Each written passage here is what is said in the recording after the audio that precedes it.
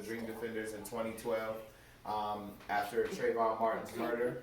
And that is my history. That is the thing that gives me purpose. It is seeing people come together to defeat, to stand up against, to raise their voices against, in righteous indignation against grievances, right? It's the most American tradition there is, right?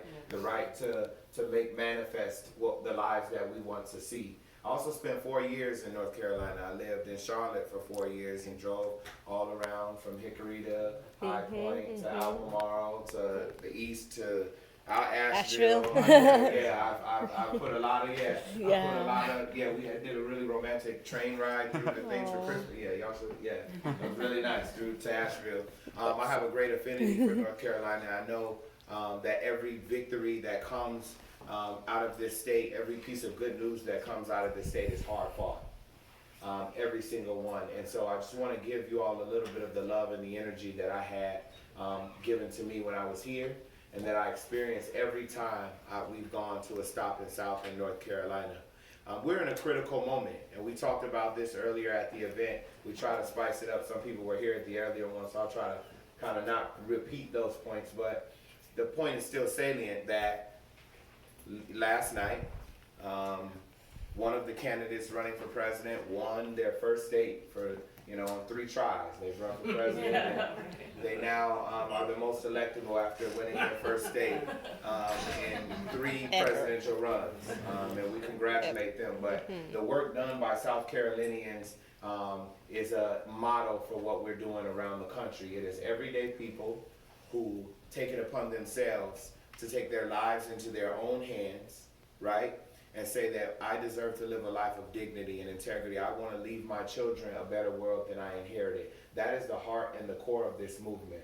So yesterday, while it was a slight bump in the road of our momentum, 3 states in a row, yesterday was also a really, really clear sign that they have something to be afraid of, right? That they're going to do everything they can. Some people are going to drop out probably today, tonight, in the next few days to rally behind what amounts to incrementalism, kicking the can down the road, saying that this is too fast for right now, saying that we want too much for right now, saying that our plans are not detailed enough, saying that we're moving from just blind ambition and joyful moments, that we don't really know how the world works. That's the message they want to tell us, but we know something different.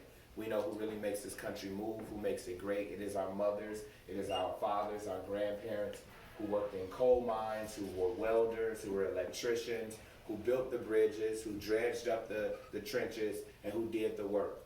They tell a story about us every single day, that we come from lazy people, that we come from people who just want handouts, that we come from people who are moochers, welfare queens if you're black, right? This is the story that they tell us, that we want nothing but free handouts, that we don't want to work for anything, that we are lazy people, and that we want Senator Sanders to be president so he can just hand out things like manna from heaven upon the people who really don't have a right to it. But we know that is a lie. We are the hardest working people. We know what it is to put 2 pennies together and make something. I know what it is. I've lived in a house. I've done so much magic with oodles and noodles you wouldn't believe it, right? I've done magic with those things. I know how to make peanut butter jelly sandwiches without bread. Crackers.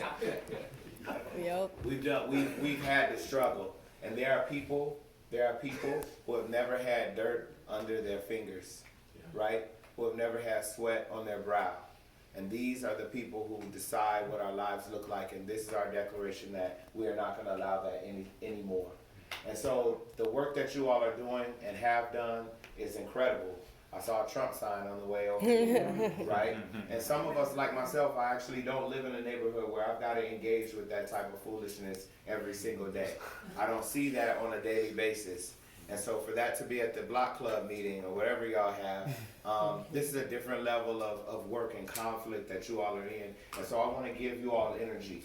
I've seen it happen in Iowa now. I've seen it happen in New Hampshire, in Nevada. I've seen what they're building in California. I saw what they built in South Carolina. I've seen what is happening here. I've seen Georgia now.